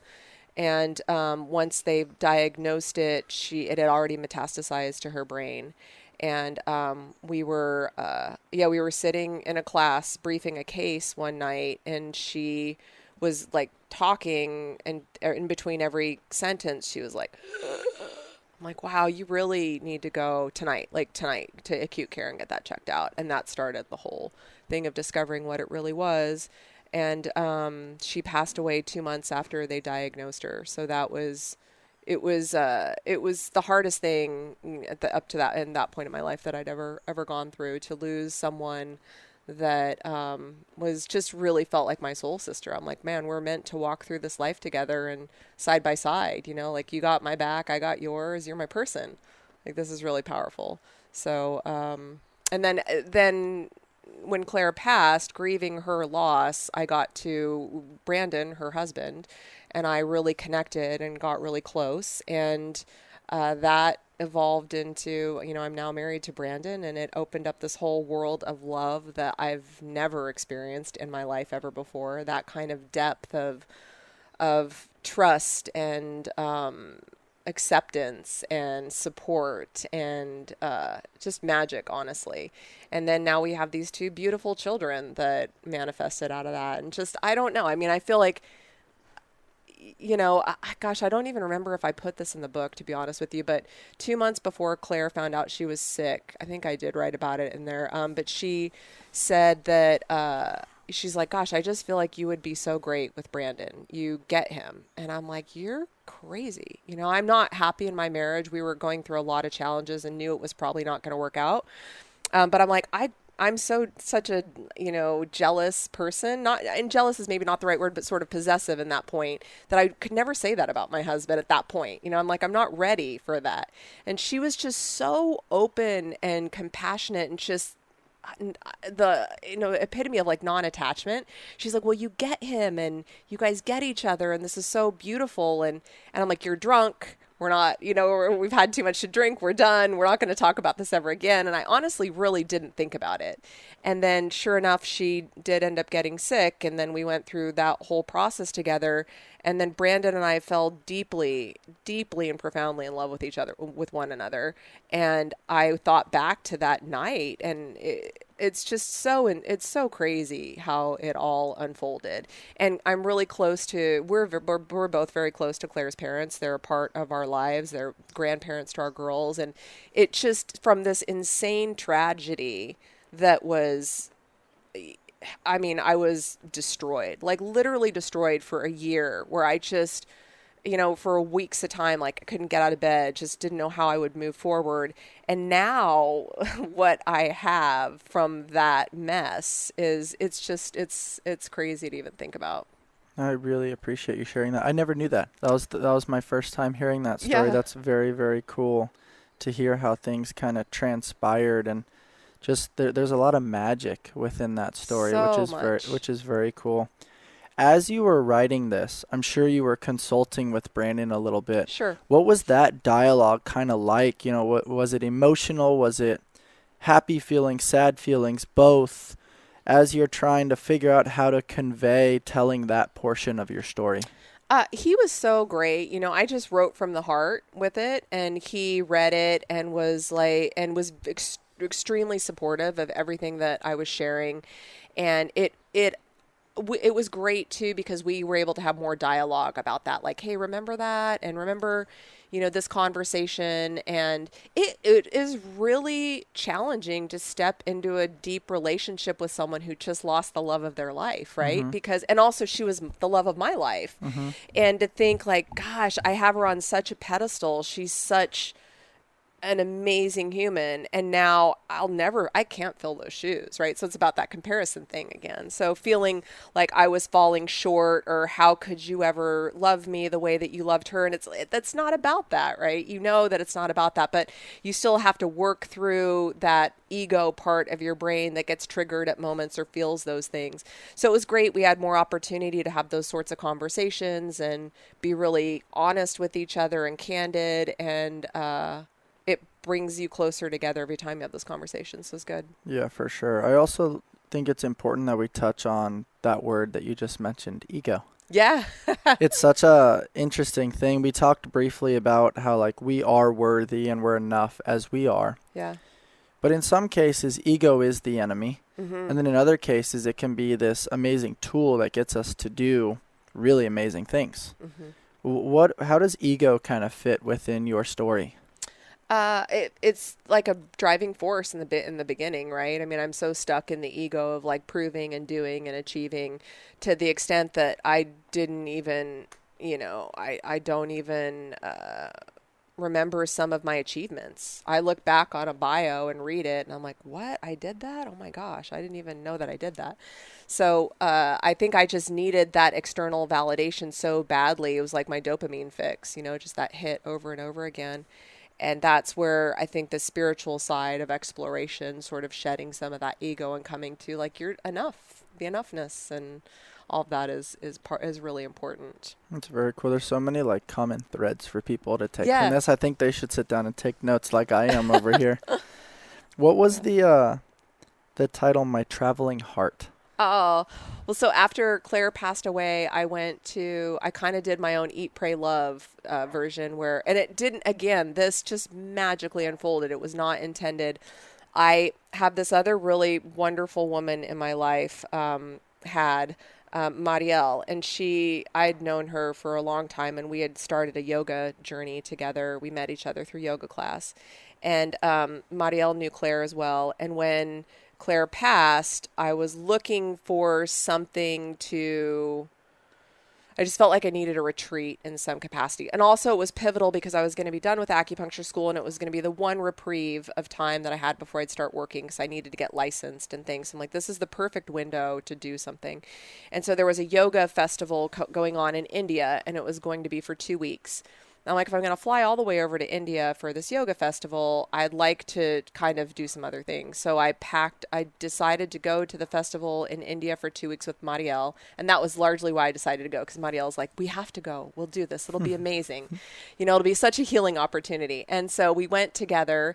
And then at the end of that, I spent a month in Nepal, which had been a dream of mine, to go hiking to close to Everest and whatnot and be in the Himalayas. And Brandon was able to get away from work for a month, because he was also really struggling. And they were like, you know what, you can take this month and go do that. I was still married at the time, and my husband was like, yeah, you guys should go do that. And he wasn't able to join us for any of the trip. And then after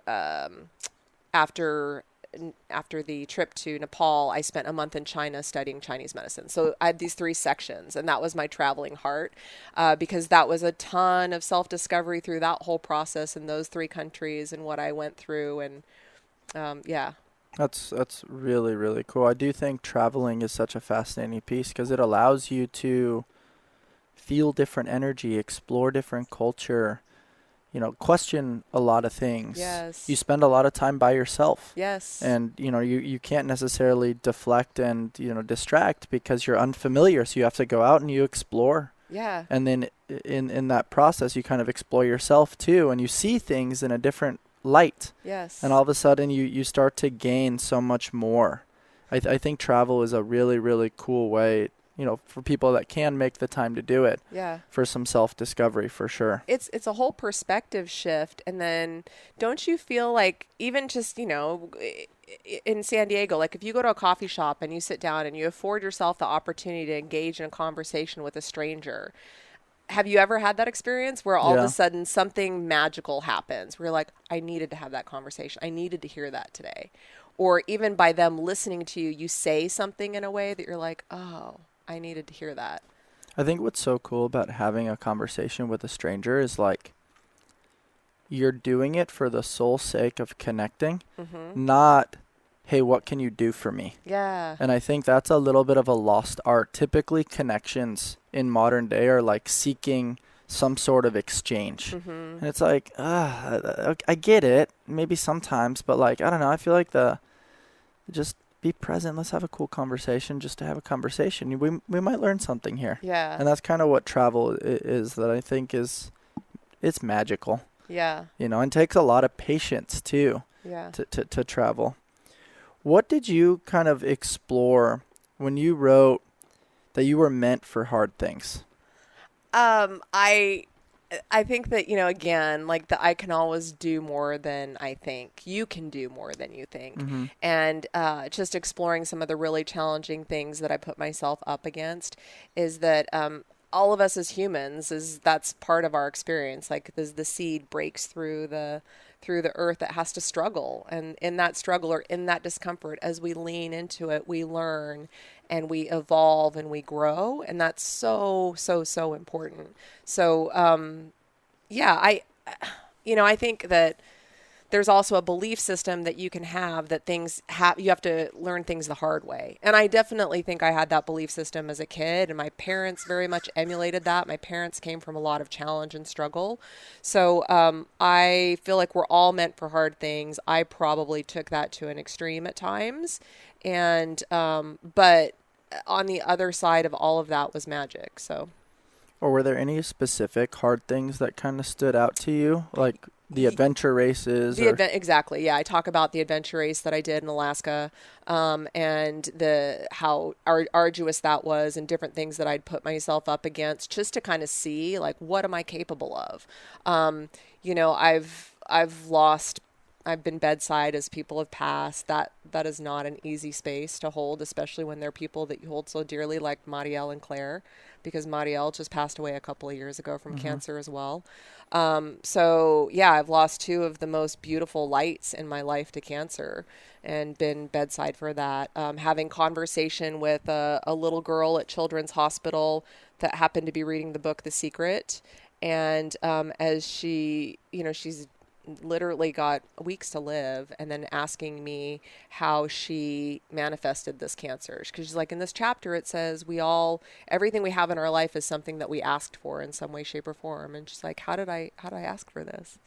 So hard conversations. That's a tough one. Yeah. I'm like placing myself in your shoes right now. Yeah. And almost getting emotional at the construct, right, and how to even approach that conversation with a 9-year-old. For sure. Yeah. That's very, very challenging. But the willingness to participate, the willingness to attempt to do the hard thing, I think you learn a lot in that process. And so it's not just the action of the hard thing, it's the willingness to try. Yes. And I think, to summarize a lot of our conversation today, we genuinely think people are trying to do good. But how do you do good?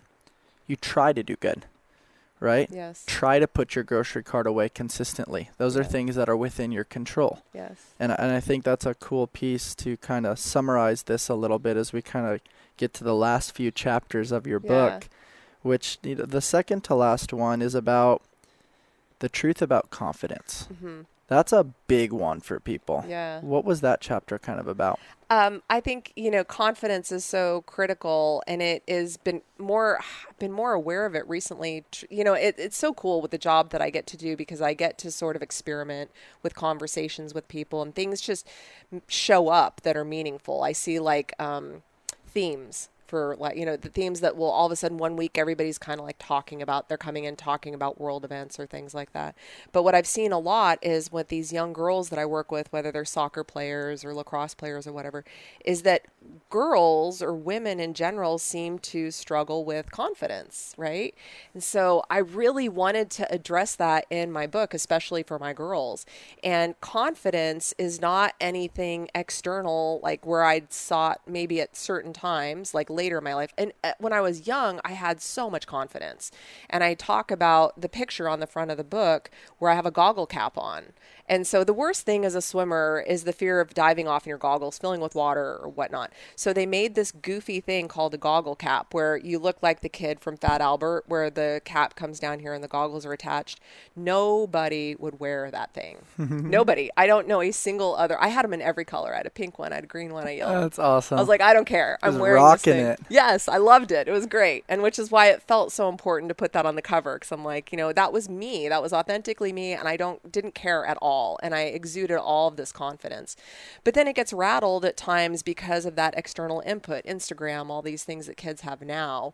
And so the truth about confidence is it's coming back to self-love, self-acceptance, being like so okay with who you are, and being totally, totally good with all of that. I think confidence is a huge piece. You can tell just based on body language when somebody's rocking confidence or when they're like, oh, I'm tiptoeing, I'm not really sure. Yeah. That's very, very cool. And then your final chapter, following your weird. Yeah. What was that kind of about? And why was that also the final chapter? I think because that's really it, right? Like find your weird and follow it, love it, embrace it. And I think Brene Brown's saying is, like awkward, like show up awkward, be awkward. Don't be afraid to be awkward. It's all about that. Just what someone else might judge you for or not relate to. Who cares? Be your own unique weird. It's great. And I don't think that should be a negative term. It should be something that it's authentic, it's unique, it's your own unique you, right? I love that. It reminds me of the 4 letters Ness. Your Heidi Ness, your Bryce Ness, yes. whatever it is. Yes. Just allow your light to shine a little bit. Right. And I think you're holding space, you're creating a platform for people to kind of launch and have permission to go unapologetically be themselves in the world and find their weird, be their weird. And I think that's a really, really cool piece.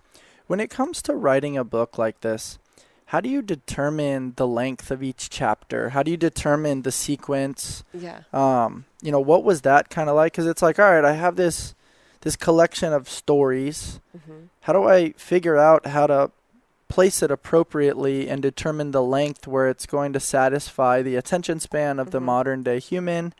What was the artistic pieces of like how to, place this all together? Well, Cherie really helped me with that, so she sort of, because she's experienced in helping other authors put books together. And so she basically was like, this is about the word length. We're shooting for this word length. And when we created that outline together, it was chunked in a way that would support that word length. And it just sort of magically unfolded that way. There are some chapters that like maybe 1,500 words shorter than others and ones that are maybe $1,500 or 1,500 words longer. So it just depends on what I felt like I needed to convey. And I just tried to, in the beginning, I wrote out like my dedication, like who is this for?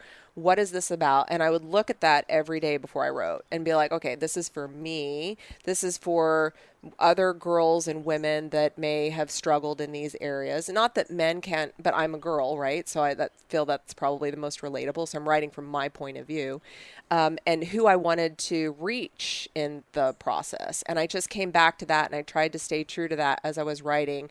So to make sure I didn't share gory details or go into like boring depth of stuff, I tried, some of it's a little surface to basically get the point across and to share the message, I guess, that I wanted to share. So that was a big part of it. Very cool. The only other thing that I want to say too, Bryce, like kind of going back to what you were saying before of like the follow your weird, is if you just think for a minute about this is so important, and I love this imagery. But if you think about a sperm and an egg connecting, right, and all the little sperm that are swimming towards this egg, and the chance that the specific sperm that made it through into that egg created an embryo and created you in this lifetime, in this form, in this place, like, what are the odds of that? You know, it's so miraculous. It's absolutely, and that you ended up being like a healthy, you know, person living in this body in this moment in this time. It's so magical and so miraculous. And then to think that you would deny the expression of that gift it's crazy, right? If you think about it that way. Oh, it's absolutely crazy to think about. It just reminds us to have so much gratitude. Yeah. Because the likelihood of being here is, you know, the probability or the mathematics of it are very jaw-dropping. Yes, we're so lucky. Yes. We really are. Yeah. And I really appreciate you taking the time to kind of give us a brief little glimpse into your amazing book, Wildly You.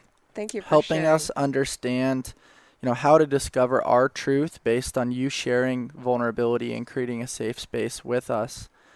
You know, what final thoughts do you have around your book, and what would you like to leave people with today?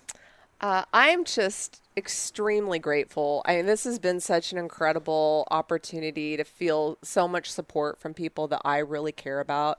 I hope that there is at least one thing that's a takeaway for a person as they read this that will maybe embolden them to be more authentically themselves, to share that with the world, because more than ever right now, our world needs that. You know, needs people to be courageous, to speak what is inside of them, to share what's inside of them, that spark that makes you uniquely you, and that comes through in everything that you do. And if we can all just support each other and listen a little bit gentler with one another, support each other a little bit more, the space feels safer to express that. So I love that. As somebody who's also lost loved ones before, I've spent a lot of time at the graveyard. And you realize when you spend time there that that's the richest place in the world. Songs that were never written, stories not told, people not putting themselves out there because of fear of judgment or because life got in the way. And I think this is an amazing book to allow people to have the permission to fail forward into self-awareness and acceptance. And the main one that I really pull from that is self-awareness. If you can sit with yourself, look yourself in the mirror, connect with other people, have the courage to share that vulnerability, there's so much growth on the other side of that. There may be laughter, there may be tears, there may be sweat and discomfort and elevated heart rate and so many ranges of emotions. But I think the maturity, the vulnerability, and the willingness to go to that place has such a euphoric feeling that I really, push people to try to lean into that a little bit. And hopefully our conversation resonated with you guys. If you enjoyed my conversation with Heidi today, please rate, review, subscribe, share with your friends, and please check out Heidi's newest book, Wildly You. Permission to fail forward into self-awareness and acceptance. Where can people find the book? it's on Amazon. It's available in Kindle, paperback, and hardback. Very cool. Heidi, thank you so much. I really appreciated spending time with you guys. Thank you. As always, guys, stay on the hunt for who you've not yet become. Take care.